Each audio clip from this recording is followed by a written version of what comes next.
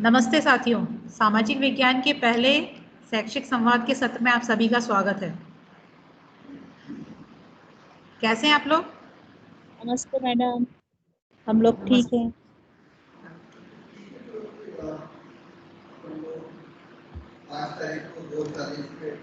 Screen दिखाई दे रही सभी को? जी दिख रही है। ओके।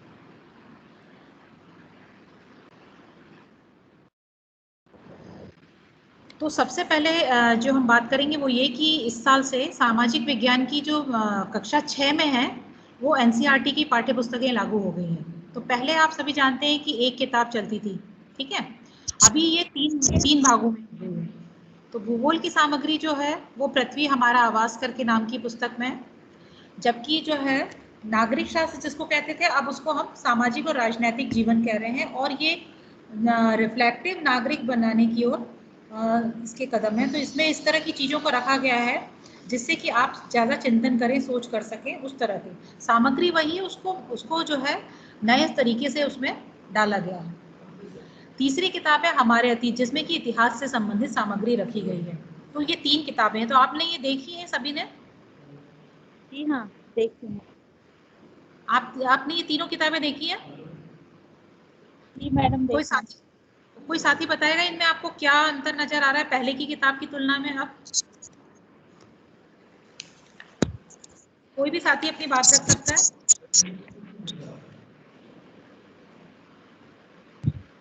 हाँ, जी मैडम, ये पहले से बिल्कुल अलग किताब है।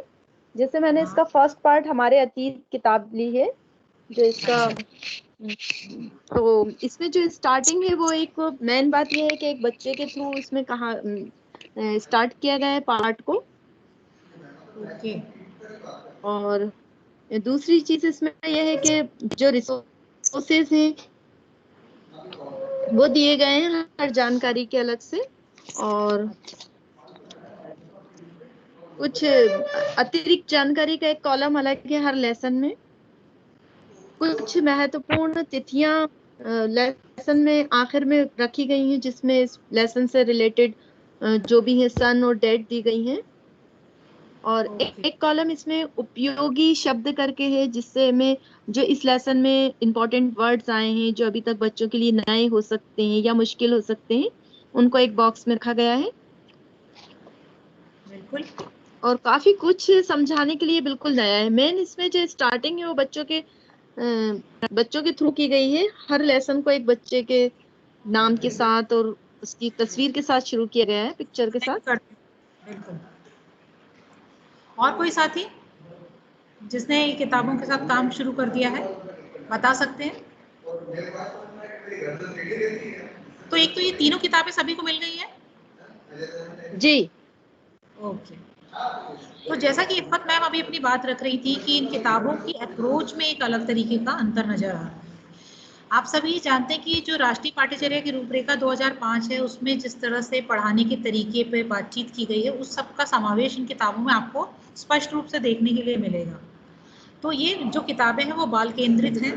बाल केंद्रित का मीनिंग है जिसमें कि पढ़ने पढ़ाने की प्रक्रिया में बच्चे को भी भागीदार माना गया है।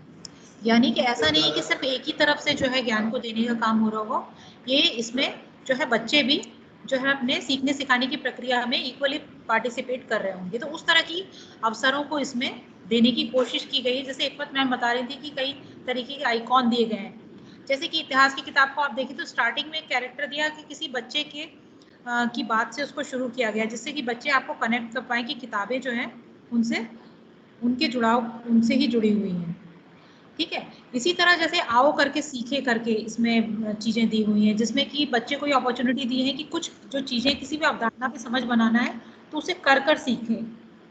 इसके अलावा जो कुछ ऐसे कठिन वर्ड हैं जो बच्चे के लिए पहली बार आ रहे हैं, तो उन शब्दों के बारे में भी डिटेल में दिया गया है कि एक ग्लॉसरी जैसी दी गई है, एक अलग से दी हुई नई शब्दावली के रूप में। तो टीचर जो है उसके बारे में उनसे पहले पहले बातचीत कर सकते हैं, और फिर उसके बाद जब वो पढ़ रहे होंगे पाठ्य सामग्री को तो उससे अपने आप को कनेक्ट कर पा रहे हैं।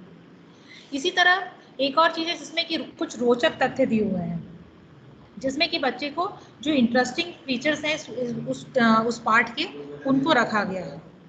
इसी तरह कुछ ऐसी जो कि ये भी जाने करके, तो जिसमें कुछ नई चीजें हैं, नई जानकारियां हैं, उनको रखने की कोशिश की गई जिससे बच्चा उसके बारे में जान सके।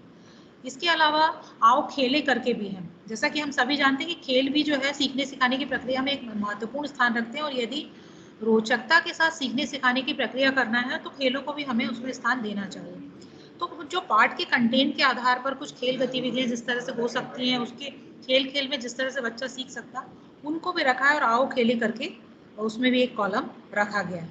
तो इस तरह से 6-7 इस तरह के आइकॉन लगभग हर पार्ट में रखे गए हैं, और उसमें ये अपॉर्चुनिटी दी है कि बच्चा वो करे। तो आप सभी से आग्रह रहेगा कि उन सारी चीज़ों को जो बॉक्सेस में दिए गए हैं चित्र के साथ, उसको ज़रूर देखें और उसका उपयोग ज़रूर करें। इसके अलावा नीचे अगर आप देखेंगे तो शिक्षक के लिए संकेत भी दिए गए हैं, जो कि उसको हर शिक्षक को पढ़ना चाहिए किसी भी पाठ्य सामग्री को पढ़ाने से पहले, तो उसे आप जरूर पढ़ें। तो ये एक मोटी मोटी बातचीत थी कि पाठ्य पुस्तक जो है परिवर्तित हो चुकी है, और उसमें जो है पाठ्य सामग्री जो है वो एक नए तरीके से शामिल है। नए तरीके से यानी कि पढ़ने पढ़ाने की प्रक्रिया और रोचक और सार्थक हो सके, बच्चे को आनंद आ सके, बच्चा अपने आप को उससे जोड़ सके, पाठ्य पुस्तक के अलावा भी दैनिक जीवन से जुड़ सके, इस तरह के अवसर उसमें ज्यादा है। लेकिन वो डिपेंड करता है कि अगर शिक्षक उन्हें ठीक से समझ के अगर करवा रहे होंगे तो किसी भी अवधारणा को समझ बनाने में उन्हें मदद मिल रही होगी। तो आप सभी से आग्रह है कि प्लीज उसे किताबों को देखिएगा और उसे करिएगा। तो हम आज के सत्र की ओर बढ़ते हैं। तो आपकी स्क्रीन पर एक मैंने पहेली रखी हुई है, तो बताएं कोई उसका मीनिंग क्या है। नदी है तो पानी नहीं, जंगल है पर पेड़ नहीं, मकान है पर घर नहीं। बताएं तो जरा क्या चीज है।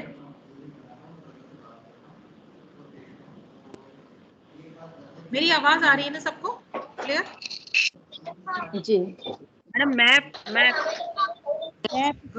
मानचित्र। बढ़िया, मैप, मानचित्र या नक्शा। तो आप लोगों ने पहचान लिया। जैसे कि आप देखते हैं कि नदी को तो दिखाया जाता है, जंगल को दिखाया जाता है, मकान, और ओरिजिनल में वो चीजें नहीं रहती हैं, तो हम उसको बनाते हैं। रोड चिन्ह। ठीक, बिल्कुल।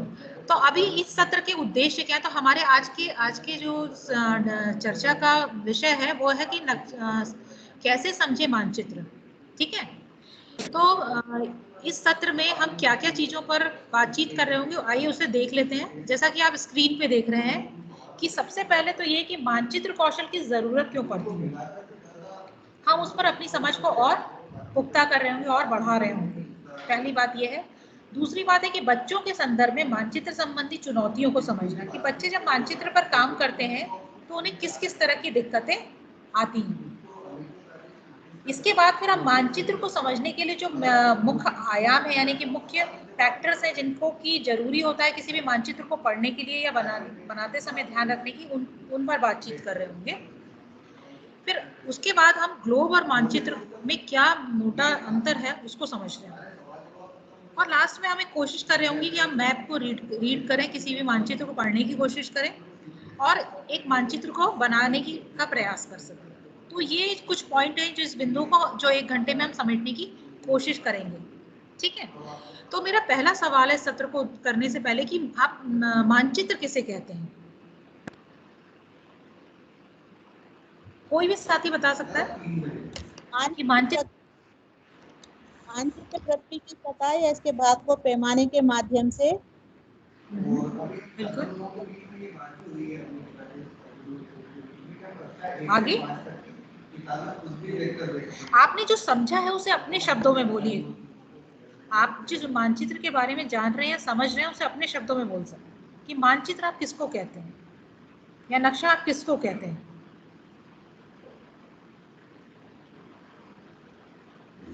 आप सभी लंबे टाइम से पढ़ा रहे हैं, और मानचित्र ऐसा बात नहीं है कि कक्षा 6 से ही शुरू होता है, ये कक्षा 3 से आप इसको देख सकते हैं, और हमारे रोजमर्रा की जिंदगी से जुड़ा भी है। तो आप किसको, जब आपके दिमाग में मानचित्र की बात आती है तो आपके दिमाग में क्या आता है? मानचित्र पृथ्वी की सतह या इसके एक भाग को पैमाने से के माध्यम से चपटी सतह पर खींचा गया चित्र है। ओके, और भी कोई साथी कोशिश करें। किसी भी स्थान की सही जानकारी बताने वाला जो चित्रण होता है इसको हम मानचित्र कह सकते हैं। किसी भी स्थान की सही सही जानकारी बताने वाला चित्रण। ओके, और कोई साथी?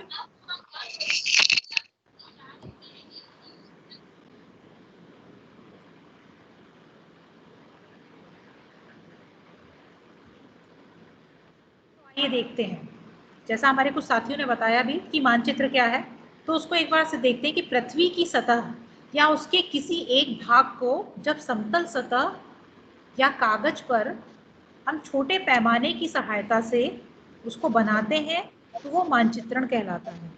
मानचित्र को नक्शा भी कहते हैं, मानचित्र और को नक्शा भी कहते हैं, ठीक है। तो मान और चित्रण यानी कि जो ऐसा चित्रण जिसमें कि कुछ मान कर जिसको बनाया, यानी कि हम पैमाने के आधार पर जो है उसको छोटा या बड़ा करके प्रस्तुत करते हैं, तो उसे हम मानचित्र कहते हैं।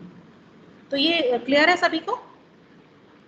पृथ्वी की सतह या उसके किसी एक भाग को जब समतल सतह या कागज पर छोटे पैमाने की सहायता से बनाते हैं तो वो मानचित्र कहलाता है। अब मेरा अगला सवाल यह है कि मानचित्र की हमें जरूरत क्यों पड़ती है? मानचित्र की हमें जरूरत क्यों पड़ती है, कोई साथी बताएं?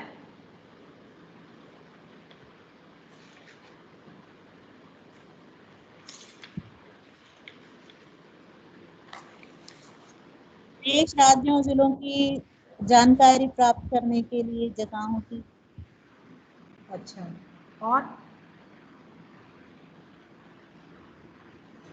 और कोई साथी? अरविंद सर हैं, सरोज मैम है, इफ्फत मैम है, सुधा मैम है, आफ्ता मैम है। जी मैडम, मैं बता रही हूँ, देश, राज्यों, जिलों और शहरों, गाँव की के बारे में अध्ययन करने के लिए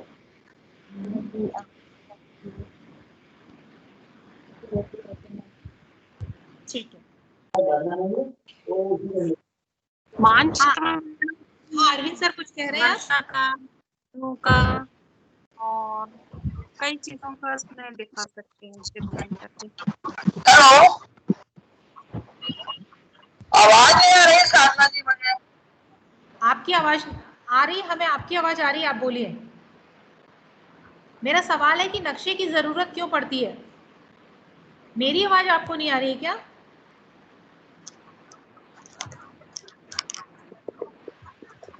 आवाज आ रही है कि नहीं? मैडम आपकी आवाज बहुत डिस्टर्बेंस हो रहा है क्या?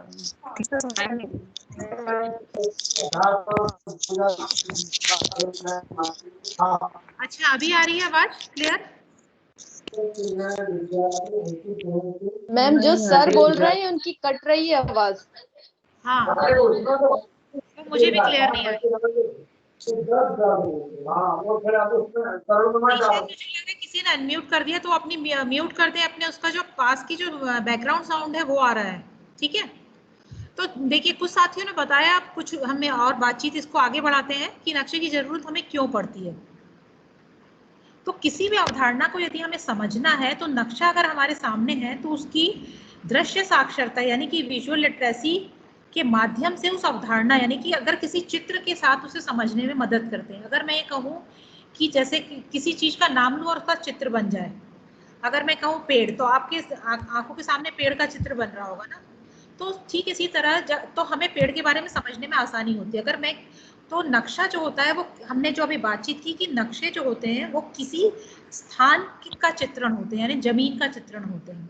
तो अगर हम कह रहे हैं कि भारत, यदि मैं भारत कह रही हूँ तो भारत का जो नक्शा है यानी भारत का जो चित्रण है भारत की जमीन का, वो मेरे सामने आंखों के आ रहा है। तो ये कोशिश रहती है कि नक्शे उस जमीन का चित्र देने में मदद करते हैं, उसकी मदद से हमें अवधारणा को समझने में मदद मिलती है। तो एक तो पहली बात है, और ये इस वजह से क्या होता है, हमें किसी भी चीज को समझने में आसानी होती है। दूसरी इंपॉर्टेंट बात यह है कि जब हम मानचित्र की व्याख्या करते हैं या मैप रीडिंग करते हैं या इंटरप्रिटेशन करते हैं तो हम देखते हैं कि मानचित्र को हम पढ़ते हैं, तो पढ़ने के कौशल और गणितीय कौशल का आपको इसमें कॉम्बिनेशन मिलेगा।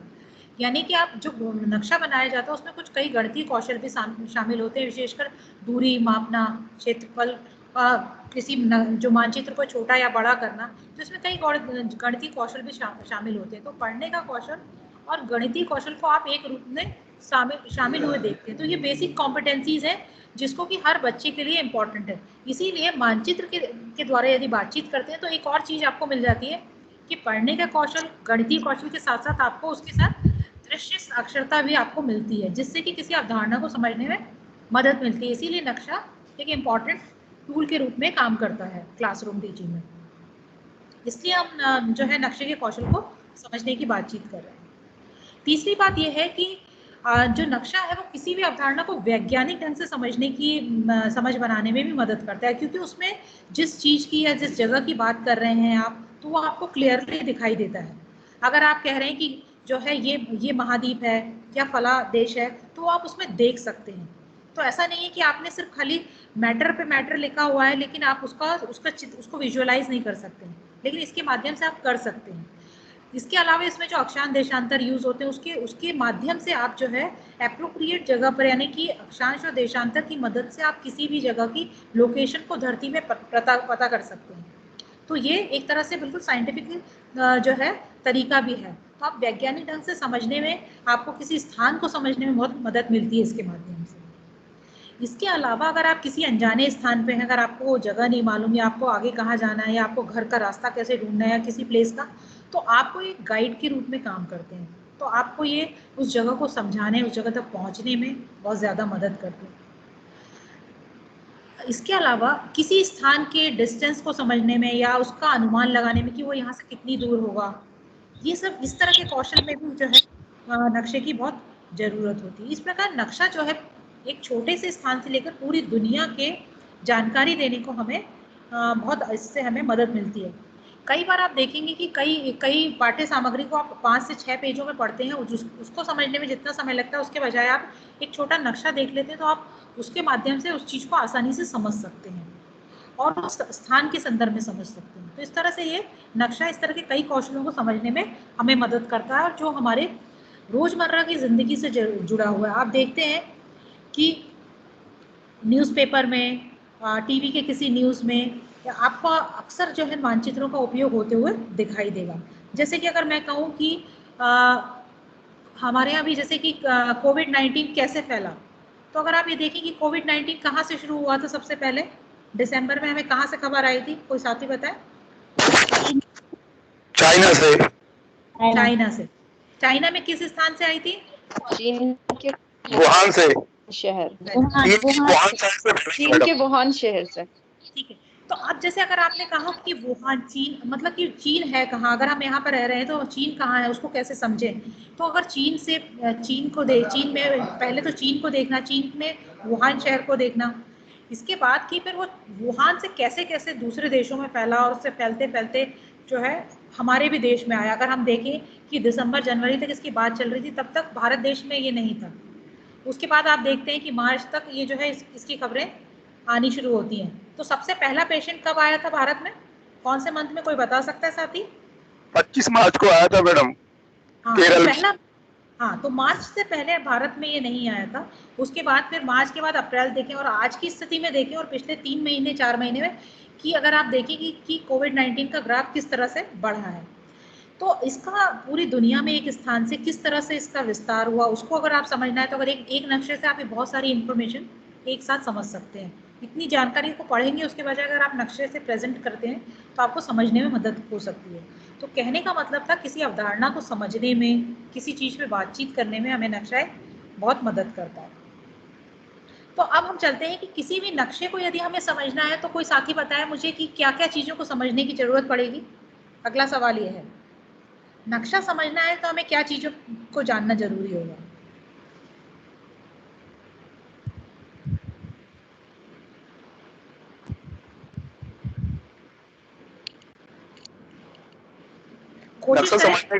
नक्शा समझने के लिए पहले तो मैडम दिशा का पता करना पड़ेगा। जो चारों दिशाएं रहती हैं, उत्तर दक्षिण पूर्व पश्चिम, एक तो दिशा का पता करना पड़ेगा और दूसरा उसका क्या पैमाना लिया गया है। जैसे कि भारत से पाकिस्तान कितनी दूर है या भोपाल से दिल्ली कितनी दूर है, तो उसके किलोमीटर का एक पैमाना बनाते हैं कि भाई 100 किलोमीटर बराबर 1 सेंटीमीटर। तो ये पैमाने का भी बताना पड़ेगा। और दूसरी बात है कि इसके कई भी रहते हैं, जैसे रोड का, ये पक्की रोड है, कच्ची रोड है, तो इसमें इसका भी चित्रण रहता है, उसको पहले से बताया गया है कि कौन सा पक्का रोड है, कौन सा कच्चा रोड है, तो उसका भी लिंक रहती है समझने के लिए, उसके भी आइकॉन बने हुए हैं। तो इस प्रकार की थोड़ी थोड़ी जानकारी हमारे पास रहेगी तो हम नक्शा समझने में काफी सुविधा हो जाएगी हमारे लिए। जी मैम। तो बहुत अच्छा अरविंद सर। जैसा कि अरविंद सर अभी बता रहे थे कि अगर हमें नक्शा समझना है तो हमें सबसे पहले दिशाओं को समझना जरूरी होगा कि दिशाएं के बारे में हमें जानना पड़ेगा कि नक्शे में दिशा कैसे पढ़ते हैं, कैसे दिशाओं को पहचानते हैं। दूसरी इंपॉर्टेंट बात है कि संकेत चिन्ह, कुछ जो है मानचित्र में बहुत ज्यादा लिखा नहीं होता है, कुछ संकेतों के माध्यम से सारी जानकारी दी हुई होती है। तो संकेत चिन्ह जो है मानचित्र की भाषा का काम करते हैं। तो आप बिना संकेत चिन्हों की जानकारी को के बिना उसको पढ़ पाने में, उसकी जानकारी प्राप्त करने में दिक्कत महसूस कर सकते हैं। इसीलिए हम आपको संकेत चिन्ह को जानना जरूरी होगा कि किस संकेत का क्या मीनिंग है।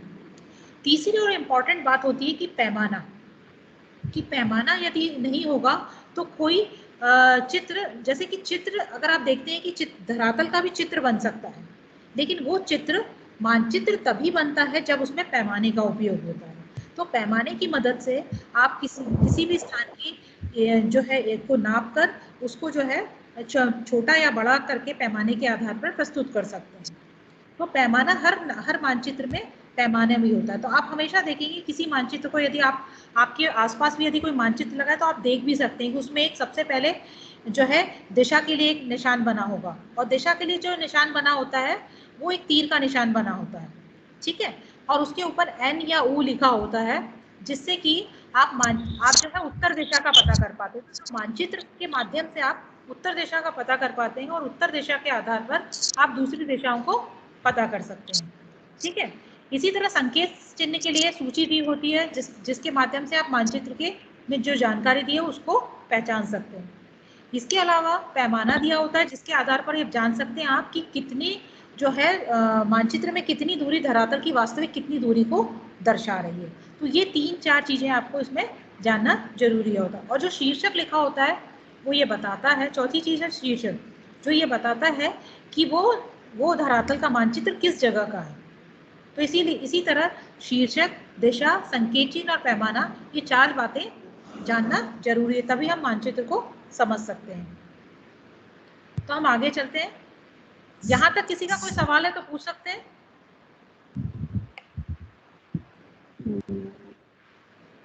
अच्छा, एक सवाल मेरा है कि नक्शा बनाते समय आपको दिक्कत क्या क्या आती है?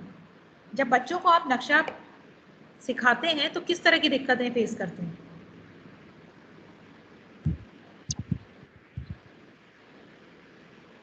कोई भी साथी बताए, आप लोग पढ़ाते हैं ना सभी लोग मानचित्र को?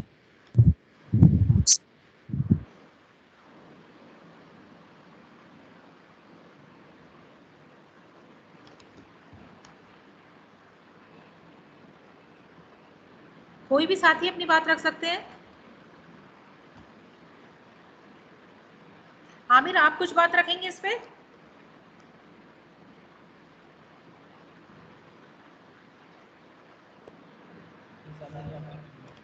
हाँ, ठीक है, तो हम बाद में भी ले सकते हैं सवाल, अगर अभी नहीं आ रहा है तो आगे चलते हैं कि नक्शे में दिशा को कैसे पहचानें।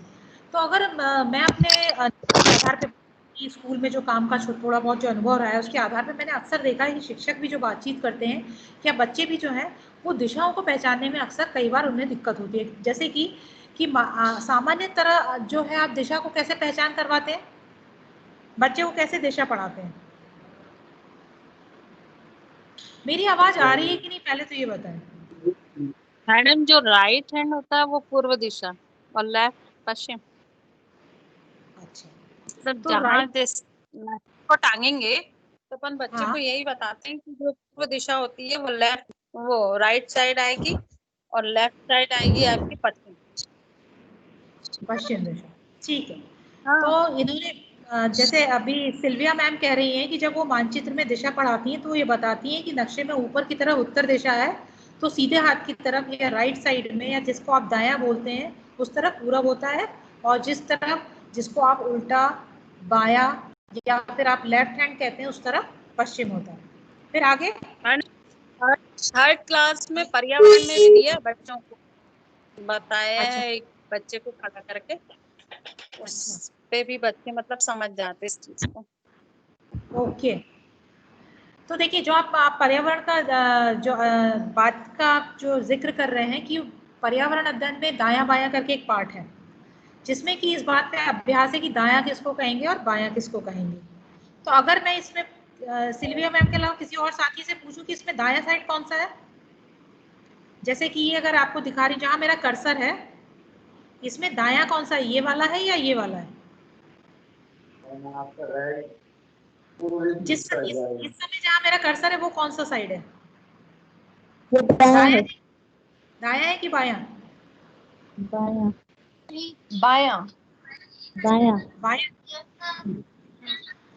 तो देखिए कुछ साथी इसको दायां कह रहे हैं, कुछ बायां कह रहे हैं, यानी कि इसमें थोड़ा सा समझने में कई बार दिक्कत होती है। देखिए ठीक है, चलिए इसको एक बार देखते हैं कि नक्शे में दिशा हमेशा उत्तर की ओर दिखाई जाती है।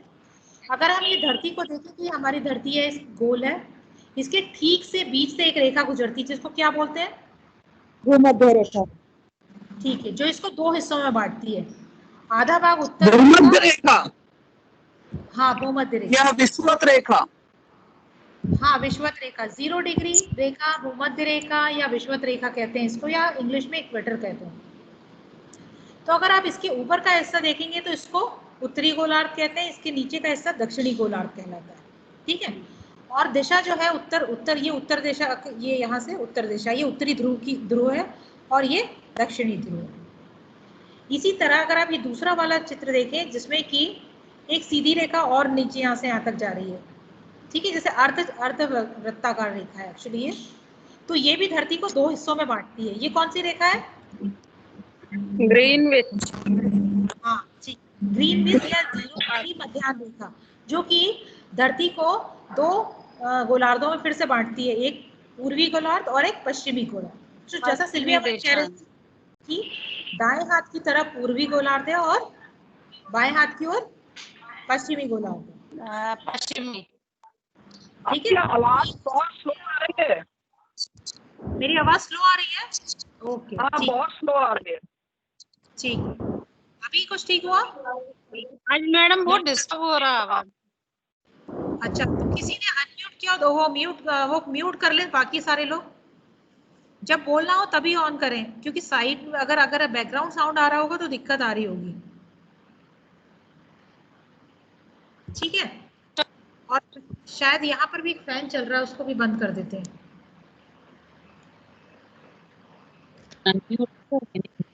ठीक है, तो एक तो आप दिशा जो है, अच्छा व्यवहारिक जीवन में आप दिशा को कैसे पता करते हैं?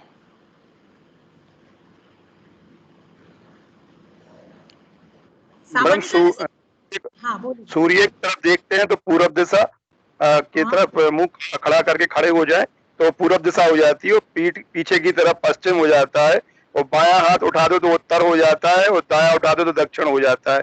सामान्यतः कहीं भी अपन पहाड़ पे हो या जंगल में हो, इस तरह से कोई अपने पास में साइंटिफिक कोई डिवाइस नहीं है तो अपन को देख के पता कर लेते हैं दिशा का, सूरज को देख। ठीक है, तो जैसा कि अभी अरविंद सर ने बताया वो बिल्कुल ठीक बताया, लेकिन अब मेरा अगला सवाल है कि मान लीजिए कि अगर कई बार ये होता है कि हम पूर्व दिशा को पता तो कर लेते हैं इस तरह से, अगर मान लीजिए आप अगर सूरज, ये आप सिर्फ सुबह ही पता कर सकते हैं 10 बजे तक, उसके बाद अगर आपको पता करना है तो कैसे पता करेंगे? तो उसके भी कई तरीके हैं। कुछ जगह आपने देखा होगा कि जो है कहते हैं कि शंकर जी का यदि अगर वो शंकर जी का मंदिर है और यदि वहां पर शिवलिंग रखा हुआ है तो उसकी जो धारी होती है वो सामान्यतः उत्तर दिशा की ओर सेट करके बनाई जाती है, तो उसको आप देखकर उत्तर दिशा पता कर सकते हैं और उसके आधार पर आप बाकी दिशाओं को पता कर सकते हैं। इसी तरह अगर आप देखें कि अगर कहीं मस्जिद है तो मस्जिद जो है, अगर हमारे भारत में नमाज किस दिशा में पढ़ी जाती है? किस दिशा में मुंह करके पढ़ी जाती है नमाज? कोई भी साथी बताए।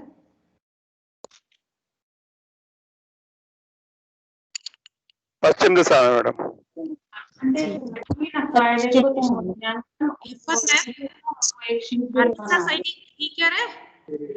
पश्चिम दिशा में बैठते सर। पश्चिम दिशा में ही करते हैं जी। पश्चिम दिशा। तो आप अगर कहीं पर मस्जिद है और जो नमाज जिस दिशा में पढ़ी जाती है, अगर वो स्थान आपने देख लिया तो उसके आधार पर भी आप पश्चिम दिशा एक पता कर सकते हैं। तो अगर आपको एक दिशा पता है तो आप बाकी दिशाओं को पता कर सकते हैं।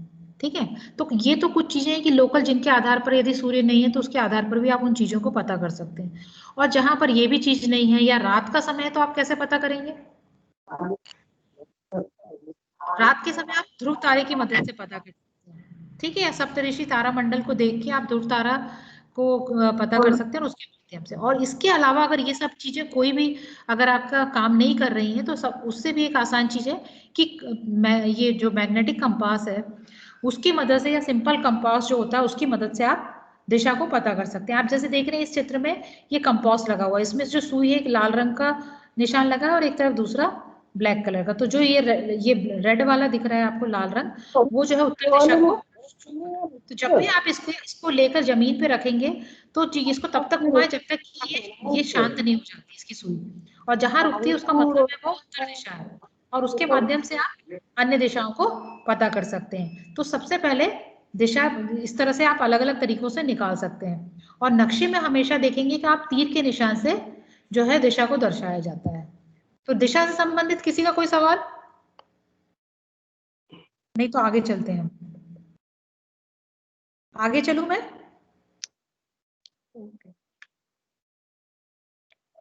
ठीक है।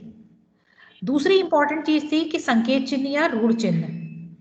ठीक है, तो संकेत चिन्ह और ऋण चिन्ह का उपयोग जो है, हमने जैसा कि पहले भी बात की थी कि ये इसकी भाषा होते हैं। तो कई बार क्या होता है कि हम दो तरीके के ऋण चिन्ह, दो प्रकार के ऋण चिन्ह संकेत चिन्हों की बात करते हैं, जिनको हम संकेत चिन्ह कह रहे हैं। यानी कि हम जब कोई नक्शा बना रहे हैं, जैसे कि मान लीजिए कि अपने कमरे का या अपने स्कूल का, अपने शहर का, अपने अब खुद बना रहे, तो कुछ संकेत उसके लिए डिसाइडेड कर लेते हैं और उनकी सूची को हम नक्शे में नीचे की तरफ एक जो है इंडेक्स में दर्शा देते हैं, उसको संकेत चिन्ह कहते हैं। और ऋण चिन्ह वे होते हैं जो सभी जगह सर्वमान्य है, उनका उपयोग होता है। तो कई बार अगर ये जो ये चिन्ह है वो मीनिंग हमारे यहाँ है वही बाकी तो वो सब जगह एक जैसा ही होता है। जैसे कि पानी को नीले रंग किस रंग से दर्शाया जाता है? पानी पानी को किस कलर से दर्शाया जाता है नक्शे? हेलो, हाँ, पानी को किस रंग से दर्शाया जाता है नक्शे पे? ब्लू कलर से दर्शाया जाता है मैडम। ठीक, तो जैसा कि हम ब्लू कलर से दर्शाते हैं तो सारी दुनिया में पानी को नीले ही रंग से दर्शाया जाता है।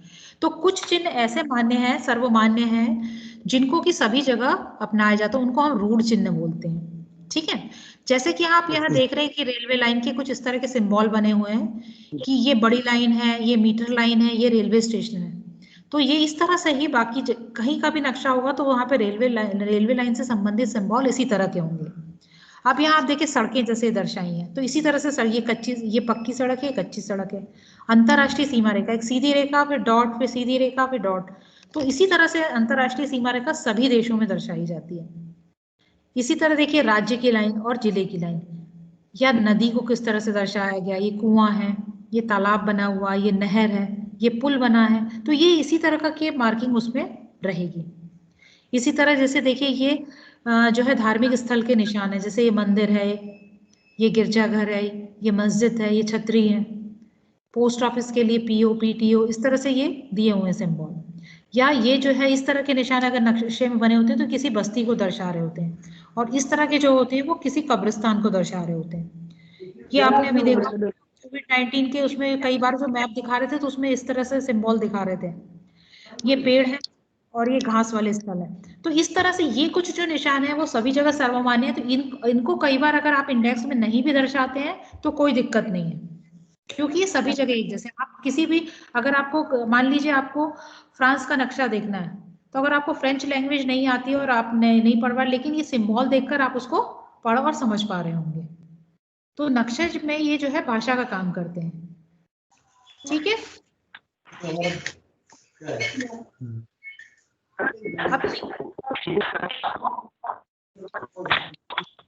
कुछ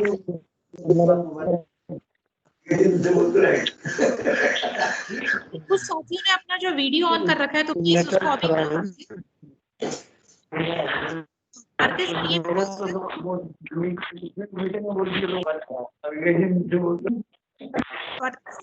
जैसे कि आप देखिए इसमें कि जैसे ये कहाँ का नक्शा पहचानते हैं?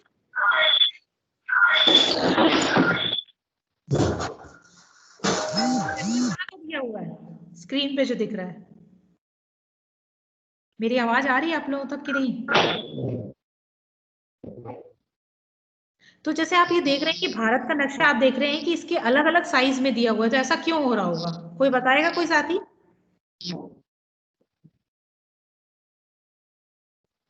कोई साथी बताए प्लीज।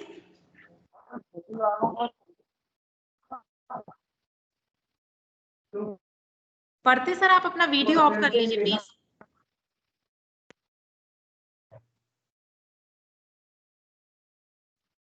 बताएं ऐसा क्यों होता है प्लीज। पैमाने में अंतर होगा मैडम। हाँ बहुत अच्छी बात कि ये पैमानों में अंतर की वजह से इनके आकार आपको अलग अलग दिखाई दे रहे हैं। ठीक है, जिस तरह का हमारा उद्देश्य है, आप जितना बड़ा नक्शा चाहिए तो हम पैमाने के आधार पर उनके आकार को बना सकते हैं। अगर आप ये जो राइट साइड में ये दिया हुआ आप ये देखिए जरा, जैसे इस वाले का क्या दिया हुआ 1 सेंटीमीटर इज इक्वल टू कितना लिखा है ये 10 किलोमीटर। ठीक है, यहाँ लिखा हुआ ये नीचे वाला जो नक्शा है ये नक्शा अजमेर का है, 1 सेंटीमीटर बराबर 6.5 किलोमीटर और यहाँ पर लिखा हुआ 1 सेंटीमीटर बराबर 16 किलोमीटर। तो किस नक्शे में आप किसको बड़ा और किसको छोटा कहेंगे? अगर आपको सवाल को मैं दूसरे तरीके से रखती हूँ कि यदि अगर मैं ये कहूँ कि अगर आपको ज्यादा अच्छे से स्पष्ट जानकारी कितनी है तो कौन से नक्शे में दिखाई देगी? 6.5 में ज्यादा क्लियर या 16 किलोमीटर में दिखाई देगी? 6.5। गुड, तो 6.5 में आपको ज्यादा स्पष्टता से दिखेगी, यानी कि इसमें आप ज्यादा विस्तार से देखेंगे। तो नक्शे को आप जितना स्केल जिस तरह से रखेंगे, अगर आप जानकारी को एकदम बारीक से बारीक जानकारी को दिखाना चाहेंगे तो आप देखेंगे कि आप उसको पैमाना वैसा ही तय करें। तो इसी तरह अगर आप ये देखें कि इस नक्शे में ज्यादा जानकारियां दिखाई जा सकेंगी या इसमें, पहले वाले में या तीसरे वाले में?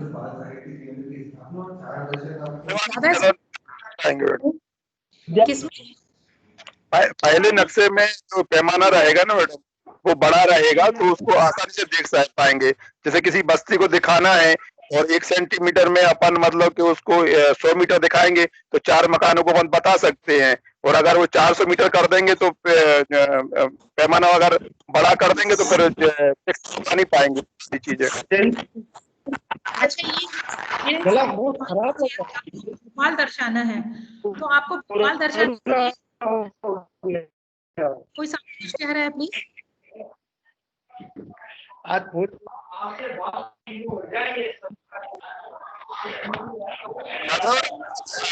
मतलब अनम्यूट किया तो आवाज काफी डिस्टर्ब आ रही है, तो थोड़ा सा रिक्वेस्ट कर दो म्यूट कर ले सब लोग। हाँ देखिए, जो साथी बात नहीं रख रहे प्लीज अपने वो जो है अनम्यूट कर लीजिए।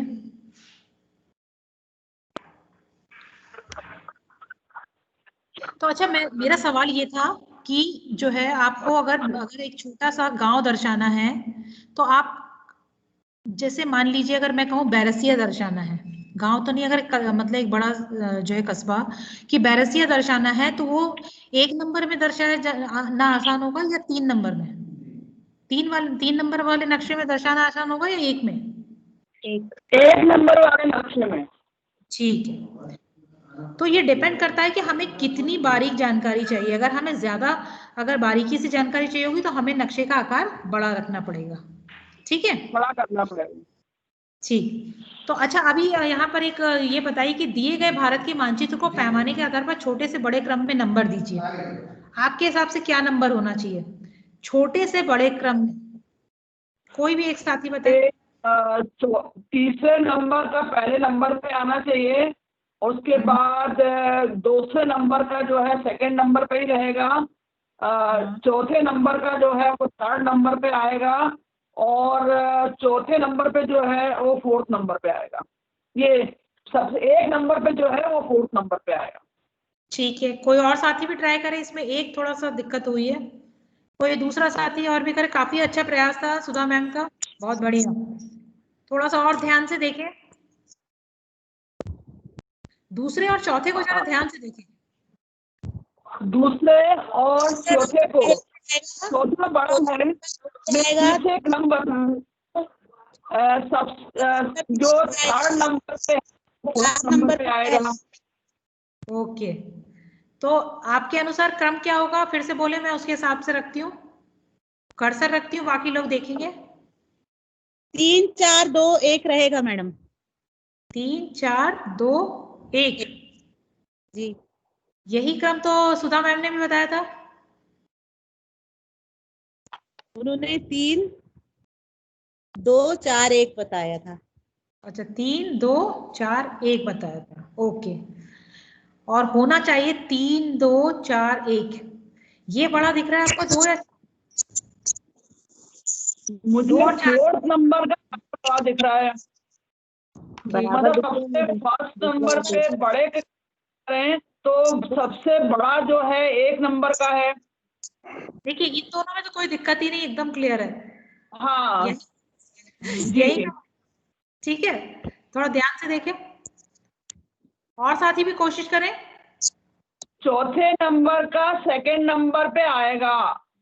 ओके, ठीक है, तो इसका क्रम होगा 3 2 4 1, ठीक है। तो यहाँ पर मेरा यहाँ पर ये एक्सरसाइज का मतलब खैर क्रम से ज्यादा इम्पोर्टेंट ये था, इतना कई बार इतना बारीकी अंतर होता है, इस पे ध्यान दिलाना था। और यहाँ पर आप देख रहे हैं कि जो दर्शाया कि एक ही चीज में यहाँ 10 किलोमीटर की एरिया को दर्शाया, यहीं 16 किलोमीटर, और यहाँ पर 6.5 किलोमीटर। नक्शा वही है, देखिए, सिर्फ अंदर की डिटेलिंग बढ़ रही है।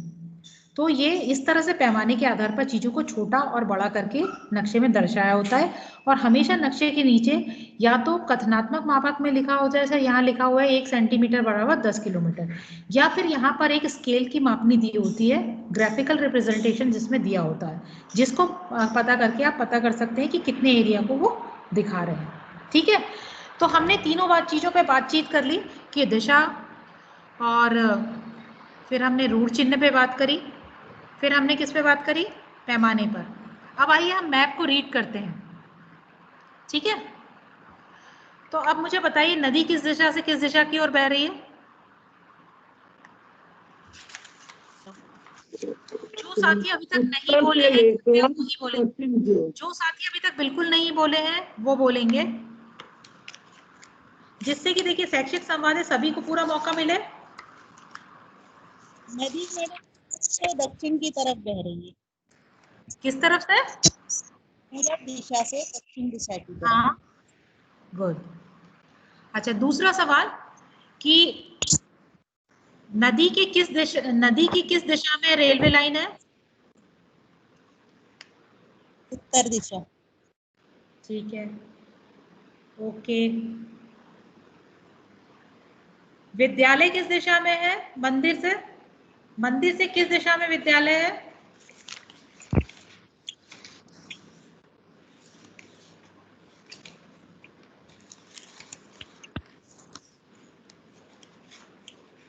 सवाल क्लियर है? मंदिर से किस दिशा में विद्यालय है? मंदिर से किस दिशा में विद्यालय है? तो विद्यालय जो है उत्तर दक्षिण में है, और विद्यालय से अच्छा, अभी मैंने आपको सिंबल पहचान करा था, जरा एक बार सिंबल को फिर से पहचानते हैं, अगर ये दिक्कत। पूर्व पश्चिम उत्तर दक्षिण। अच्छा, ठीक से पहले इसको देखते हैं एक बार फिर से ना, ये जो लाइन है वो किसको दर्शा रही है, ये बताइए कोई साथी। Railway line. Railway line. ठीक है, और यहाँ पर क्या है रेलवे लाइन का? स्टेशन। ये क्रॉसिंग का जहाँ तक है, रेड वाला स्टेशन है। किसी ने धीरे से बोला स्टेशन, ठीक, बिल्कुल सही बोला। और ये क्या ये भी तो ये क्या है? ये छोटी railway line, single railway line. ठीक है, और ये क्या बना हुआ है? ये देखिए, ये पुल। पुल, वेरी गुड, पुल बना। और ये क्या हुआ? ये सीधा जो जा रहा है ये क्या है? ये पक्की सड़क। है ये Very पक्की सड़क। ये पक्की सड़क है ना। और ये क्या हो गया? ये भी पक्की सड़क है। ये और ये कच्ची सड़क है, कच्ची सड़क है। दोनों कच्ची पक्की सड़क, की है। ठीक है, ये कच्ची सड़क है। और ये क्या है? विद्यालय, ये तो लिखा ही भी है। ये विद्यालय है। ये किस धार्मिक स्थल का निशान है? ये गिरजाघर, गिरजा, Very- चर्च। हाँ, गिरजाघर या चर्च। और ये किसका है? ये मंदिर। ठीक है, ये क्या है? ये डोम, छतरी। डोम छतरी है मैडम, हाँ, और ये क्या है? मस्जिद, ठीक है। और ये सब क्या दिख रहा है? बस्ती, ये खेत, मकान है। ये मकान का चिन्ह होता है। घर, ये बस्ती। घर जी है ये ये घर है ये, ठीक है। बस्ती। और ये क्या दिख रहे हैं? हरे हरे, पेड़। ये वृक्ष, पेड़। ठीक है। ये क्या है? कि मैडम ये पोस्ट ऑफिस है, post and Telegram office. Very good. और ये क्या है? ये शमशान, ये शमशान कहते हैं इसको, कब्रिस्तान। शमशान कहते हैं इसको। ये क्या है? ये मैडम तालाब है। बहुत ये अच्छा। तालाब। ठीक है, तो अब मैं पूछूं आपसे कि विद्यालय की किस दिशा में बसंतपुर है, तो क्या बोलेंगे आप लोग? विद्यालय की उत्तर दिशा में। उत्तर दिशा में। ओके। और बसंतपुर से किस दिशा में रेलवे स्टेशन है? दक्षिण। पश्चिम नहीं, पश्चिम, उत्तर, दक्षिण, दक्षिण दिशा में। ठीक है। डुमरी गांव से किस दिशा में नदी बह रही है? डुमरी गांव से किस दिशा में? डुमरी गांव से पूर्व से। ओके। और मैं पूछूं कि विद्यालय की किस दिशा में मस्जिद बनी हुई है? विद्यालय विद्यालय से उत्तर दिशा में, उत्तर दिशा में। उत्तर पश्चिम। हाँ, उत्तर और अगर मैं ये पूछूं आपसे, सुंदरपुर से किस दिशा में तालाब बना हुआ है? उत्तर। उत्तर दिशा में, उत्तर दिशा में। ठीक है, इस तरह से आप पढ़ पा रहे हैं, तो यही अभ्यास हमें बच्चों के साथ भी कराना होगा। अब अगर आप यहाँ देखें तो नीचे यहाँ पर पैमाना बना हुआ है, तो आपने ये देखा इस नक्शे में ये दिशा बनी हुई है तीर के निशान से, यहाँ पर एक पैमाना बना हुआ है, ये संकेत चिन्ह जो है यहाँ पर आपने पहचान ली थी इसलिए यहाँ दिए नहीं, यहाँ पर एक इसका इंडेक्स हो सकता था, तो ये पैमाना दिख रहा है, ठीक है। तो कोई मुझे अनुमान लगा के बता सकता है कि विद्यालय से कौन सी बस्ती सबसे दूरी पर है? विद्यालय से सबसे दूरी पर बसंतपुर है, बसंतपुर। ओके। अच्छा, पानी का कोई स्रोत जो है विद्यालय से सबसे दूर कौन सा है?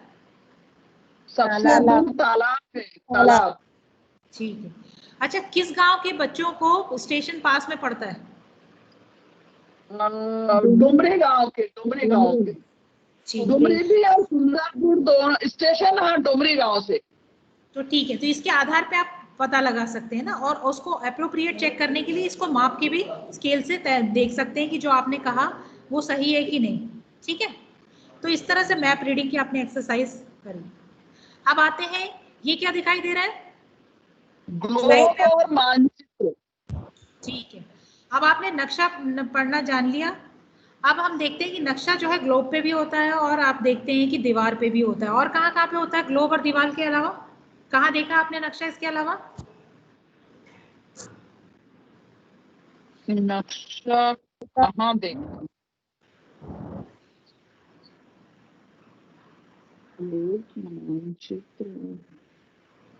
सोचिएगा, चलिए ठीक है। अच्छा, ये बताइए इन दोनों में क्या अंतर नजर आ रहा है आपको? ग्लोब और मानचित्र में क्या अंतर नजर आ रहा है? ग्लोब जो है पृथ्वी की प्रतिलिपि है, और ये जो नक्शा है जो दिया हुआ है, मानचित्र दिया हुआ है, वो सपाट है, और उसमें जो है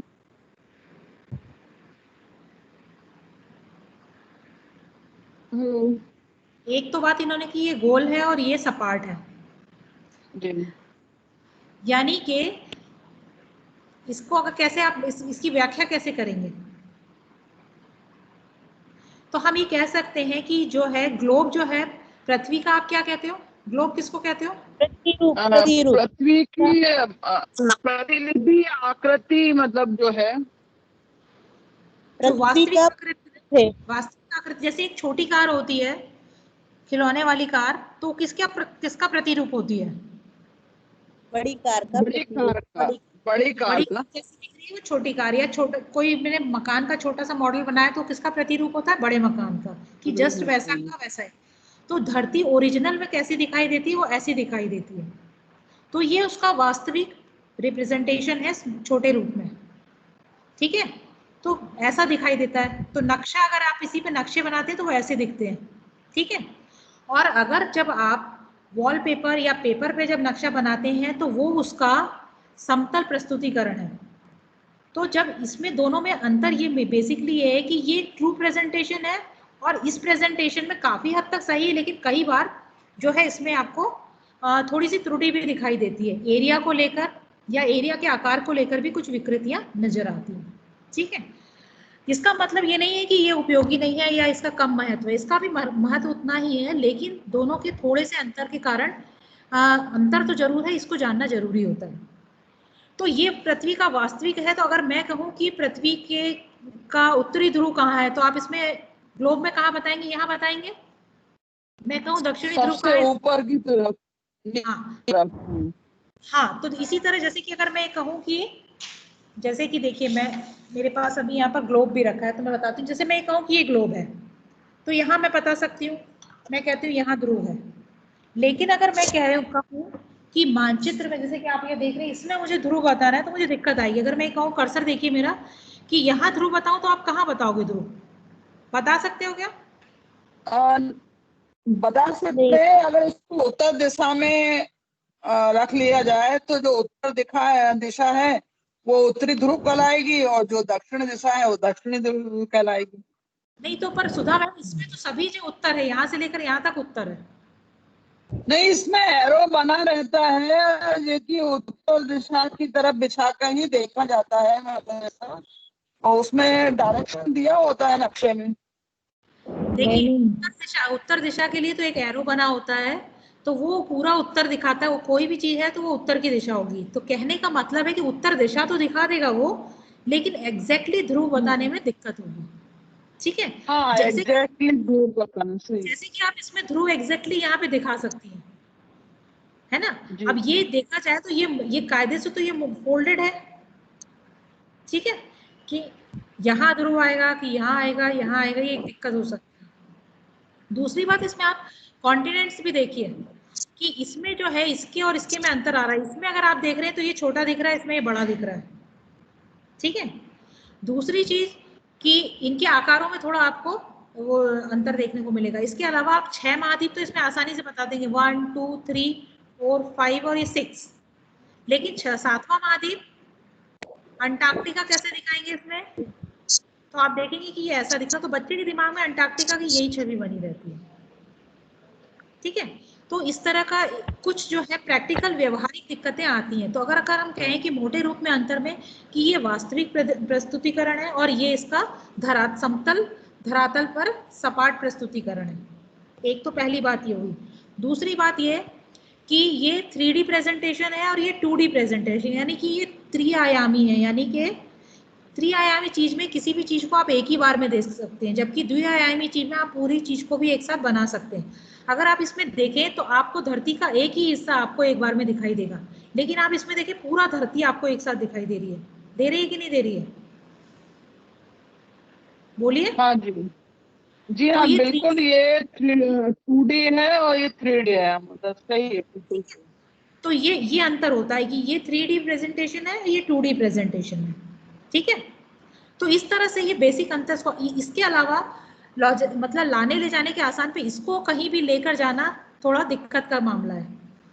इसको पर आप फोल्ड करके कहीं पर ले भी जा सकते हैं। आजकल आप देखेंगे इजीली जो है फोल्डेड मैप मिलते हैं, उसको आप लेकर आसानी से जा सकते हैं, कहीं भी यूज कर सकते हैं। तो यूज के हिसाब से ये ज्यादा यूज हो सकता है। चौथी बात जो हम पैमाने की बात कर रहे थे कि पैमाना, इसका पैमाना जो होता है वो कैसा होगा। जैसे अब इसमें मैं कहूँ कि बैरसिया दिखाएं तो कितना मुश्किल काम है, इसमें आप दिखा सकते हो। इसका आप ऐसा भी कर सकते हो कि भारत का मानचित्र बनाओ आप, ये मध्य प्रदेश का मानचित्र भी हो सकता है, ये आपका जिले का भी मानचित्र। मानचित्र जो है एक छोटे से गांव से लेकर पूरी दुनिया का हो सकता है, लेकिन ग्लोब एक ही होता है जिसमें पूरी दुनिया को ही दिखा सकते हैं। तो इसमें आप एक लिमिटेड इंफॉर्मेशन दिखा सकते हैं, जबकि इसमें आप बहुत डिटेल्ड में इंफॉर्मेशन दिखा सकते हैं, इसीलिए मैप का ज्यादा यूज होता है। ठीक है, तो पर मानचित्र इसमें भी है। मैप का मतलब सिर्फ ये खाली वॉलपेपर वाले मैप से ही नहीं होता है, मानचित्र इसमें भी होता है, लेकिन इसमें और इसमें जो अंतर है उस पर बातचीत में रख रही हूँ। ठीक है, अब हम चलते हैं थोड़ा सा एक अलग एक्टिविटी। इसमें किसी का कोई सवाल है?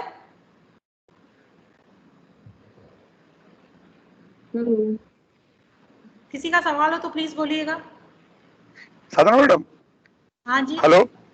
ये जो बोलिए। ग्लोब है इसमें तो जो इसका जो पैमाना स्टैंडर्ड पैमाना रहेगा, मतलब ग्लोबली फिट रहेगा पैमाना, जबकि अपना जो कोई मानचित्र बनाते हैं तो उसमें अपना पैमाना हम खुद सिलेक्ट कर सकते हैं। इसमें 1 सेंटीमीटर बराबर 1 किलोमीटर भी हो सकता है और 100 किलोमीटर भी हो सकता है जो हम मानचित्र बनाते हैं, लेकिन ग्लोब में तो वो स्टैंडर्ड पैमाना ग्लोबली फिट रहेगा, उसमें आगे पीछे नहीं कर सकते कि आप अपना ग्लोब बनाएंगे तो अपना पैमाना फिट कर लें। देखिए, हाँ, ग्लोब तो जो है, ग्लोब तो मैंने यही बोला कि ग्लोब तो एक बना बनाया आता है और आप उसको यूज करते हैं। हाँ, ये हो सकता है आप टीएलएम के रूप में स्थानीय मटेरियल से बना सकते हैं, लेकिन उसमें फिर आपको पैमाना देखना पड़ेगा। लेकिन हाँ, आप यूज के लिए वैसा कर सकते हैं, लेकिन वास्तविक की जो बात हो रही है उसमें थोड़ा अंतर देखने को मिलेगा। तो आप इन दोनों के पैमाने देखिए, ग्लोब का पैमाना बिल्कुल अलग तरीके का होगा और मानचित्र का अलग तरीके का होगा। मानचित्र आप अपनी आवश्यकता के अनुसार छोटा बड़ा थीमेटिक, जैसे कहते हैं कि मानचित्र भी अगर के प्रकारों पे बात करें तो अभी मैं बेसिक कॉम्पिटेंसी पे मानचित्र की बातचीत करी थी, लेकिन अगर हम प्रकारों पे जाते हैं तो प्राकृतिक मानचित्र होते हैं, राजनीतिक मानचित्र होते हैं, और इसके अलावा उद्देश्य के आधार पर होते हैं। जैसे कि मान लीजिए सैनिक कार्यवाही के लिए चाहिए तो वो अलग तरीके के मानचित्र होंगे। यदि कुछ मैप कंटूर्स मैप होते हैं, कुछ जो है क्लाइमेट के आधार पे होते हैं, तो कुछ तापमान को दर्शाने वाले, तो ऐसे अलग अलग आवश्यकता के आधार पे हो सकते हैं। लेकिन ग्लोब जो है वो 2 ही तरह का हो सकता है, या तो प्राकृतिक हो सकता है या राजनीतिक चीजों को ही आप दर्शा सकते हैं। तो इसमें आप सीमित आपको अपॉर्चुनिटी है, जबकि आपको मैप में बहुत ज्यादा अपॉर्चुनिटी है। ठीक है, अभी स्क्रीन पे अब आप देखिए, अब नेक्स्ट एक्टिविटी की ओर बढ़ूं मैं।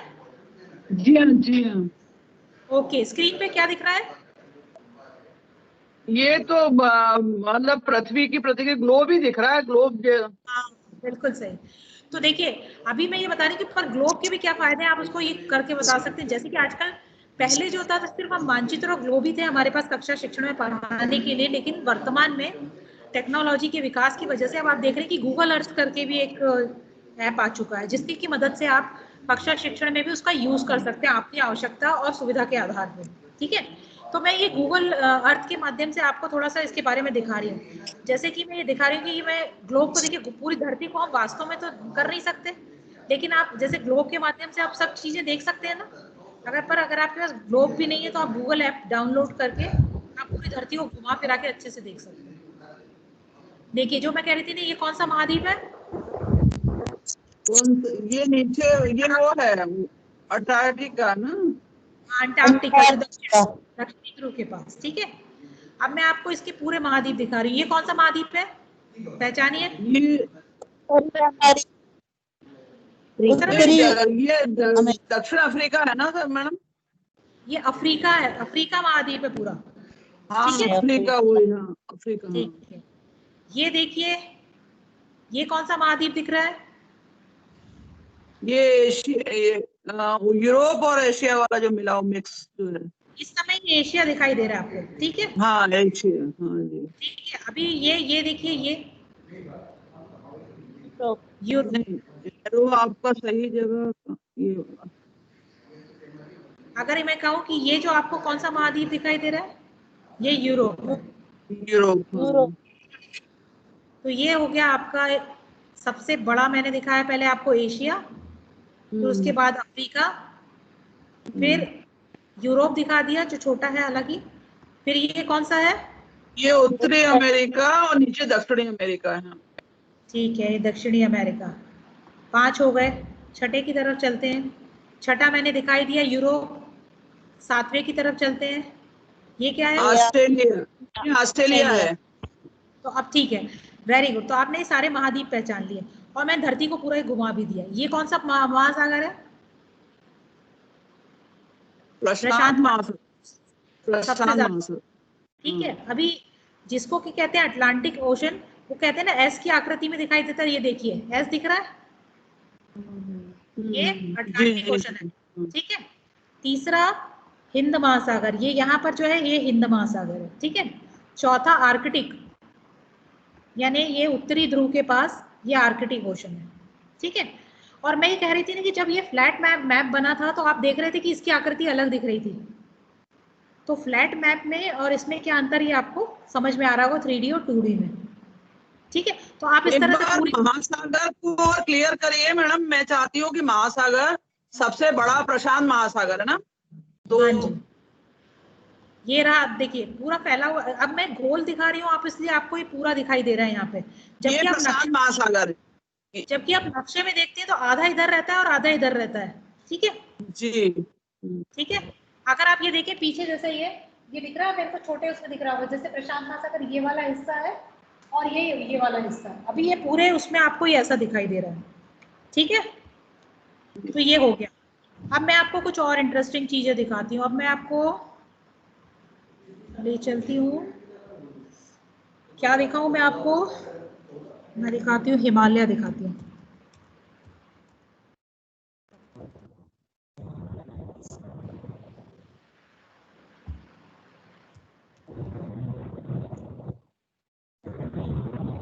अब हम कुछ फिजिकल फीचर्स को भी देखते हैं।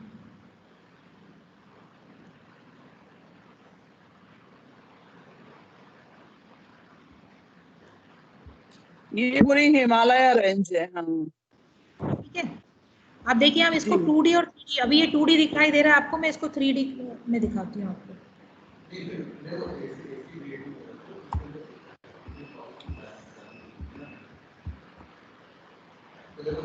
अब आप ये देखिए, आप पूरे वो अभी कहाँ पे थे आप? धरती। अब आप ये पूरे भारत पे आ गए ना।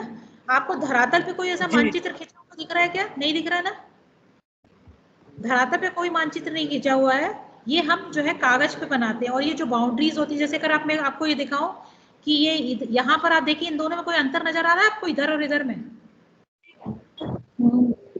हाँ, ये ग्रीनिश दिख रहा है और ये जो है ब्राउनिश दिख रहा है, मतलब पूरा। अच्छा देखिए, और लैंग्वेज में भी अंतर देखिए जरा, इधर इधर इधर ये क्या लिखा है? इस्लामाबाद। और ये क्या लिखा है? जम्मू एंड कश्मीर। इसका मतलब है इधर दूसरी कंट्री, ठीक है। तो ये यहाँ पर हमारी जो है सीमा रेखा, अंतरराष्ट्रीय सीमा रेखा बनी हुई है। ये देखिए ये, ठीक है। इस तरफ चलते हैं, ये नेपाल वाला साइड है। यहाँ कहीं नेपाल बना हुआ तो नहीं दिख रहा आपको? यहाँ पर ये पता चल रहा है कि इसमें नेपाल है। नहीं, लिखा हुआ दिख रहा है बस। तो ये हिमालय माउंटेन है। हिमालय की सबसे ऊंची चोटी एवरेस्ट पे थोड़ा सा इंगित कर सकते हैं क्या? एवरेस्ट? नहीं, मैं कोशिश करके देखती हूँ, डाल के रुकिए जरा। अभी मैं 2D दिखा रही हूँ आपको।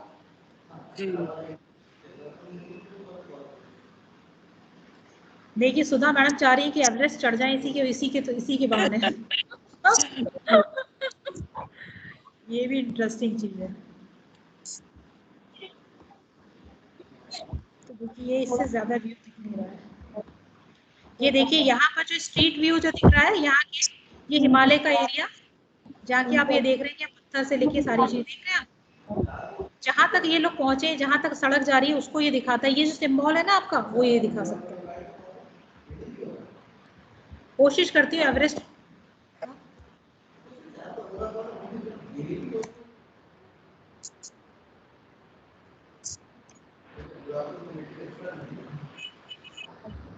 बेस कैंप दिखाती हूँ एवरेस्ट।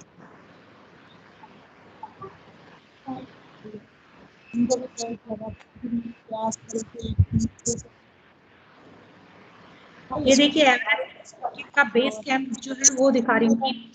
बेस कैंप ये दिखा रही हूँ यहाँ है, और एवरेस्ट ये है। आप ये वैली देख रहे हो? जरा ये देखो, इसकी ब्यूटी देखो।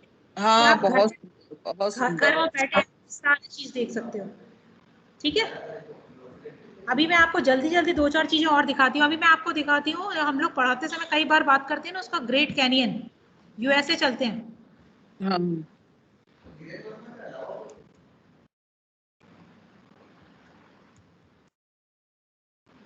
पहले ग्रेट बैरियर रीफ दिखा दो। हाँ ग्रेट जी, बैरियर कहाँ पे है? Australia Australia. ठीक है, ग्रेट बैरियर रीफ चलते हैं। देखिए अब आप इंडिया से चल रहे हैं, ऑस्ट्रेलिया चलते हैं। हाँ अब ये ये है, देखिए, हाँ जी बिल्कुल दिख गई ग्रेट बैरियर रीफ। ये देखिए ऑस्ट्रेलिया में, ये यहाँ से लेकर ये दिख रहा है आपको, ये पानी के जी, अंदर है ये, ठीक है। इसी ये को पथ मूंगे आप की देखिए, चट्टान, इसी को मूंगे की चट्टान कहते हैं। बिल्कुल हाँ। तो इस पे चलते हैं अपन, इसको देखते हैं जरा।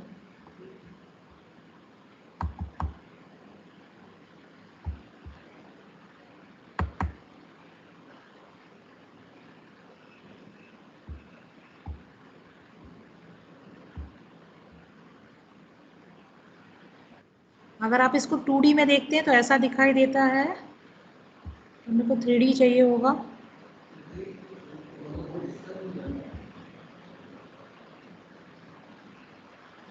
इसका स्ट्रीट व्यू तो होगा नहीं।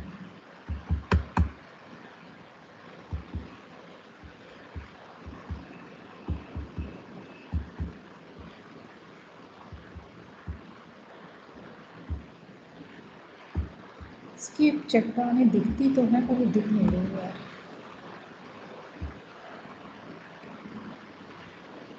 ये इसके छोटे छोटे वो दिखा रहे हैं एरिया को।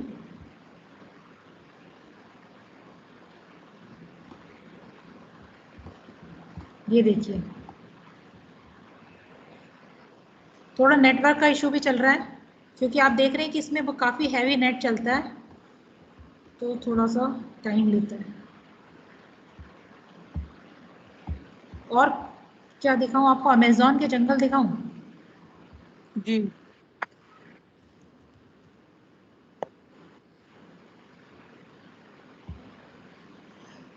अच्छा, एक चीज और आप इंटरेस्टिंग देखिएगा कि नक्शे में मैंने कहा था, नक्शा जो है ऊपर से देखा जाता है, जैसे कि ऊपर से पक्षी घूम रहा हो ना तो वो देखता है ना, तो बर्ड आई व्यू होता है ना। जमीन कैसी ऊपर से दिखाई देती है वो। अब आप देखिए कि कहा जाता है कि अमेज़न के घने जंगल इतने डेंस है कि वहां से बिल्कुल सूर्य का प्रकाश भी ठीक से दिखाई नहीं देता। तो आप देख रहे हैं ग्रीन ग्रीन ग्रीन की छतरी जैसा पूरा ही, आप देख रहे हो कितना डेंस है, और जी। ये अमेज़न पर बह रही है।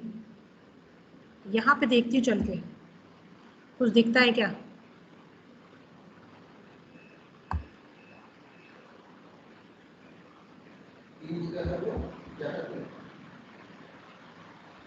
ये ऊपर से पेड़ दिख रहे हैं, ऊपर से पेड़ ऐसे दिखाई देते हैं ना।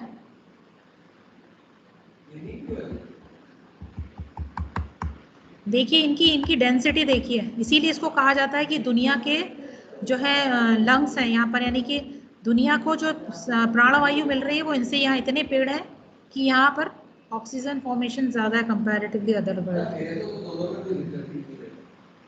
अभी जो भोपाल में स्मार्ट सिटी बन रही है उस एरिया को भी सबसे ज्यादा ऑक्सीजन देने वाला एरिया कहा जाता था, लेकिन स्मार्ट सिटी के कारण वो जो है सारे पेड़ कट गए और अब जो है मैदान और मकान और सड़क ही दिखाई देती है।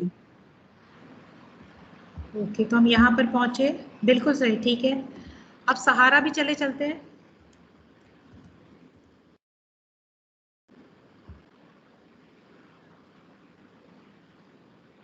तो आपने पहाड़ देख लिया, आपने जंगल देख लिया, अब आप रेगिस्तान देखिए। तो देखिए ये पूरा जो ये इलाका है जिसे कहते हैं दुनिया का सबसे बड़ा मरुस्थल, आप देख रहे हैं इसमें कितनी कंट्रीज दिखाई दे रहे हैं। अब आपको यहाँ पर कोई दिखाई दे रही किसी की सीमा, यानी कि सीमाएं तो हम इंसान बनाते हैं, धरती पे ओरिजिनल रूप से कुछ नहीं, और हम, ठीक है। तो आप ये देखिए अल्जीरिया, लीबिया, ये अलग अलग कंट्रीज भी हैं, और ये पूरे इनमें ये सहारा रेगिस्तान जो है इनमें सब में फैला हुआ है, यहाँ तक, इवन यहाँ तक है इसका विस्तार अगर आप जाओ तो। ठीक है, मैं इसको ऑन व्यू करती हूँ।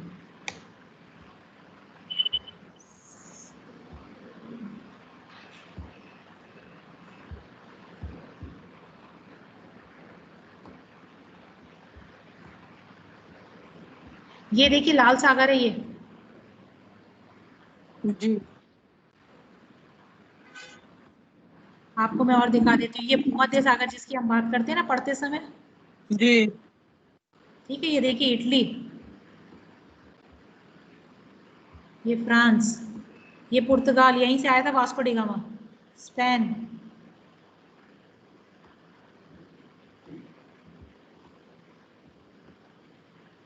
जर्मनी, ये है इंग्लैंड जहां से आपके यहाँ अंग्रेज आए थे। वोल्टिक सी, ये काला सागर, ये टर्की, ये यहाँ से वो कुस्तुनतुनिया का रास्ता था, ठीक है, जो यहाँ से जाता था। ये आप पढ़ते हैं ना उसमें, ये ईरान है, अफगानिस्तान, पाकिस्तान, ये भारत, ठीक है। तो डेजर्ट से ये पहले जितने भी अगर आप ये देखें ना, तो यहीं से जो कई जो आए थे जो बाहर से लोग, तो ये यहाँ से इस रास्ते से यहीं से आते थे, यहाँ से, यहाँ छोटे छोटे दर्रे हैं यहाँ से एंटर होके। ये कौन सा कंट्री है, पहचानते हैं? बांग्लादेश, भूटान। इंडिया है ये। इंडिया नहीं था, वो बांग्लादेश था। बीच में जो कट ये अलग हो अंडमान गया ना, मतलब बीच का हिस्सा। ये अंडमान निकोबार द्वीप है। हाँ, कहाँ एक बार और दिखाइए, अंडमान निकोबार द्वीप। ये देखिए, अच्छा, ये है, और इंदिरा पॉइंट यहीं कहीं होगा, जो आपका सबसे साउथ मोस्ट पार्ट है। ये है, ये बे ऑफ बंगाल है। आप कहते हैं ना खाड़ी किसको कहते हैं, जो देखिए तीन तरफ से जिसके स्थल भाग हुए, 1 2 3, तो ये खाड़ी है। अब ये अंतर देखिए सागर में, ये क्या है, अरेबियन सी जो है एक ही तरफ से स्थल भाग है, बाकी ओपन है। इस तरह से आप पूरा कुछ भी घुमा के देख सकते हैं, खेल सकते हैं, बहुत कुछ कर सकते हैं,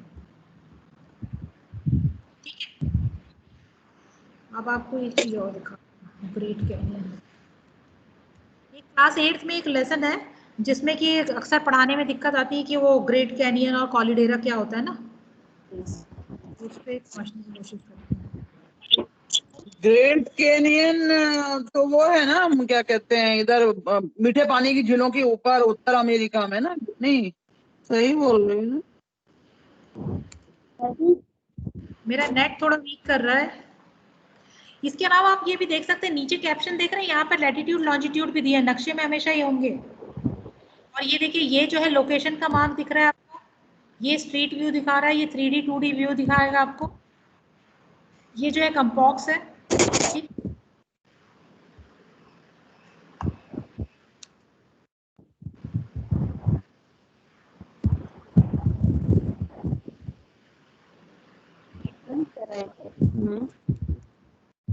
नेट का इशू आ रहा है, तो वापस आ रही हूँ मैं, क्योंकि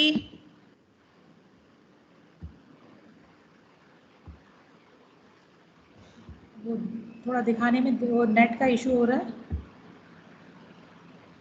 आपने तो पूरी दुनिया घुमा दी। स्क्रीन दिखाई दे रही है? हाँ जी। तो कैसा लग रहा है आपको? अब ठीक लग रहा है दुनिया घूमने के बाद? कई बहुत बार लगता है बढ़िया कि सोशल साइंस कई बार लगता है आपको जो है रोचक नहीं, लेकिन अगर आप गूगल अर्थ के थ्रू सारी दुनिया एक एक चीज को बारीकी से देख सकते हैं। वो एक्चुअली नेट का इशू है, नहीं तो मैं आपको पानी के अंदर वो दिखाने वाली थी, ग्रेट बैरियर रीफ के अंदर वो कोरल रीफ कैसे होती है ना, वो तो किसी और दिन उस पर बात करेंगे, फिर अलग से पूरा इसी पे सत्र रखेंगे था। तो अभी अगले उसकी तरफ बढ़ते हैं कि अगर देखिए अभी समय कम बचा है, इसीलिए मैं आपको ये बता सकती हूँ कि इसी जैसे आपने नक्शे के सारे आयामों को पढ़ लिया, देख लिया, अब इसके आधार पर आप नक्शा बनाने का अभ्यास कर सकते हैं और बच्चे को भी करा सकते हैं। तो सबसे पहले उसके लिए क्या करना पड़ेगा? स्क्रीन दिख रही है ना सबको? जी हाँ। क्या लिखा है स्क्रीन पे? You joined a meeting that is being recorded. Privacy policy. Oh no,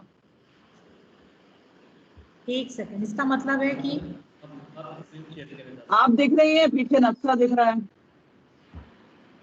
अभी दिख रहा है? हाँ, आप दिख रहे हैं। ठीक, मैं यही इसी का अभ्यास करें, इसीलिए मैंने चेक किया कि मतलब ठीक से दिख रहा है कि नहीं। तो अभी देखिए नक्शा कैसे बनाएं, उसके क्या अभ्यास करा सकते हैं, उस पर हम कुछ पॉइंट्स पे चर्चा कर सकते हैं। तो आप अपने से बना के इसको देख सकते हैं और उसके बाद हमारे व्हाट्सएप ग्रुप पे आप लोग सभी लोग उसको साझा कर दीजिएगा, जिसने जो नक्शा बनाया है, ठीक है। तो आप अपने कमरे का नक्शा बनाइए और उसको फिर जो है व्हाट्सएप ग्रुप पे बाद में साझा कर दीजिएगा। तो पहले क्या करना होगा, पहले आप जहाँ है उस संदर्भ बिंदु को कागज पर बना लें, यानी जिस कमरे में है उसको आप एक ड्रॉ कर सकते हैं, जैसा आपका घर भी हो सकता है या स्कूल हो सकता है, जो भी आप लेना चाहें वो। उसके बाद फिर आप उत्तर की दिशा उसमें दर्शा लें।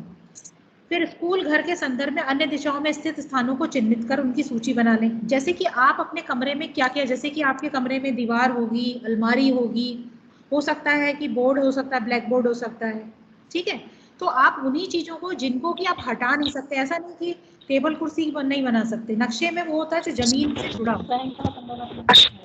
तो जमीन पे जो चीजें स्थिर है उन्हीं को आपको उन्हीं की सूची बना लीजिए, कि जैसे सड़क हो सकता है, अस्पताल हो सकता है, तालाब हुआ, यदि आप कॉलोनी का नक्शा बना रहे हैं तो क्या, अगर आप स्कूल का बना रहे हैं तो आप स्कूल के अलग अलग कमरे हो सकते हैं, ग्राउंड हो सकता है, ये सब हो सकता है, गेट का दरवाजा हो सकता है। लेकिन आप अपना कमरा बना रहे हैं यदि, तो फिर आपके पास दरवाजा होगा, खिड़की होगा, यही आप बना सकते हैं, ठीक है। तो उनकी सूची बना लीजिए जो भी आपने डिसाइडेड किया है, पहला काम।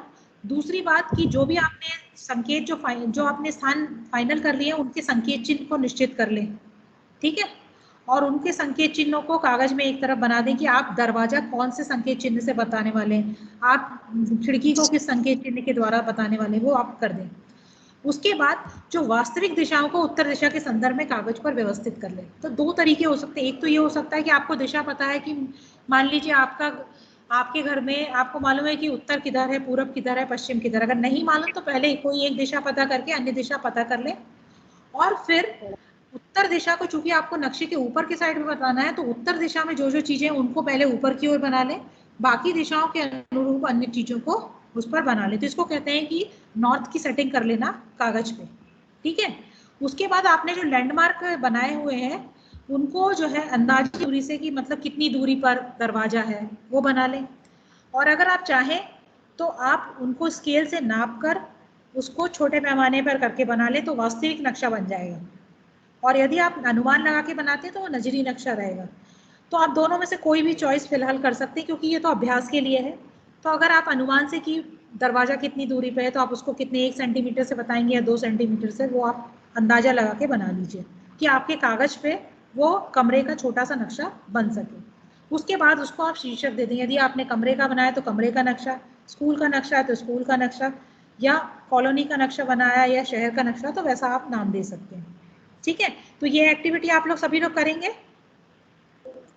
जी हाँ, जैसे साधना जी आपने एक बार बताया था कि माचिस की तिली का वो लेकर कमरे का पैमाना लेकर और उसको करके बना दे, वैसा बनाया जा सकता है ना? बिल्कुल बिल्कुल, वो बना सकते हैं आप। जैसे देखिए, मान लीजिए अगर आपको स्केल से या टेप से नहीं नापना है, तो आप अपने पैरों के कदम से चलकर वो डिस्टेंस को नाप सकते हैं, और एक कदम बराबर एक तीली रख सकते हैं, हाँ, या दो कदम बराबर एक तीली भी रख सकते हैं, तो उससे भी बना सकते हैं, कोई दिक्कत नहीं है, आप बिल्कुल बना सकते हैं। तो आइए देखें हमने इस आज के सत्र में क्या क्या चीजों पे बातें कर ली, उसको एक बार देखते हैं।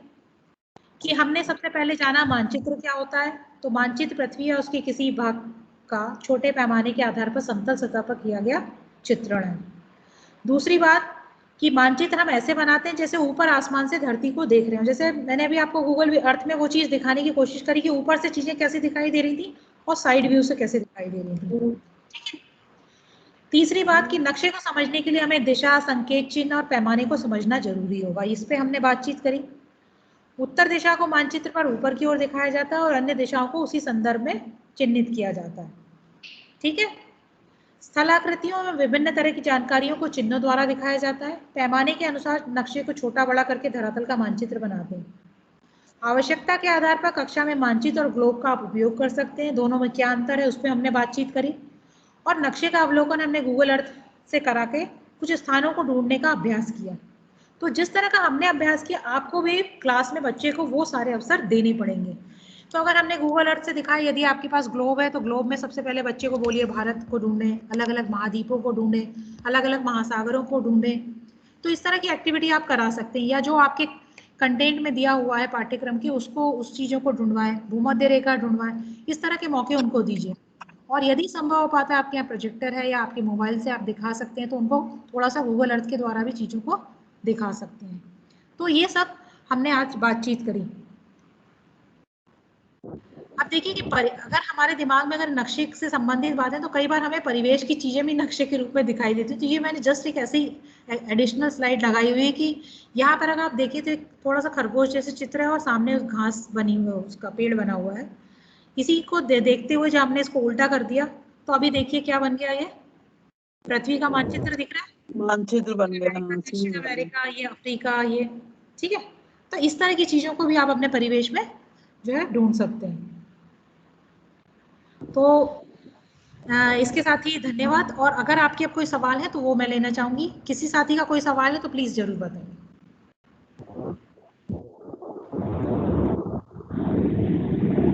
कोई सवाल नहीं मैडम, बस काफी अच्छा रहा सेशन साधना जी आपका।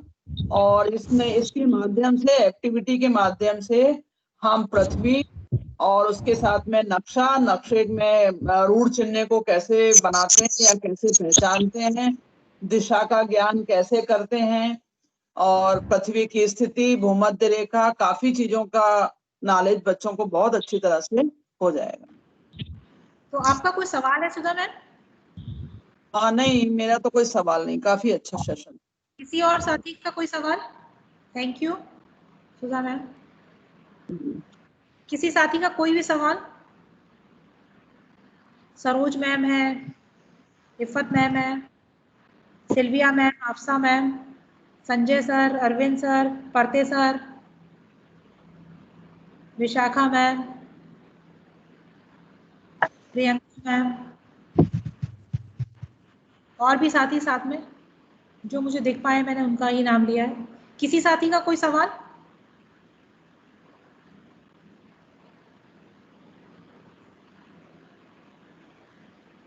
तो यदि सवाल नहीं है तो फिर हम सेशन को यहीं पर क्लोज कर सकते हैं।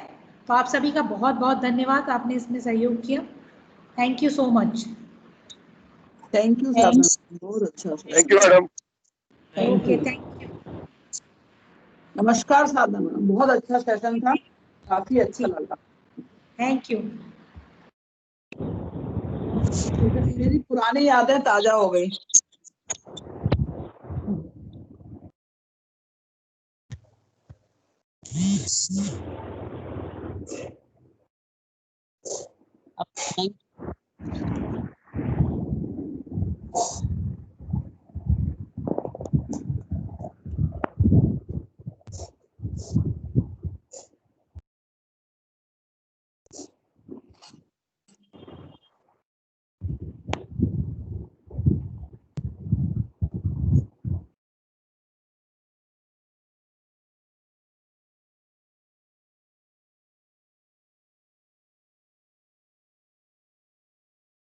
क्लोज कर दें साधना जी?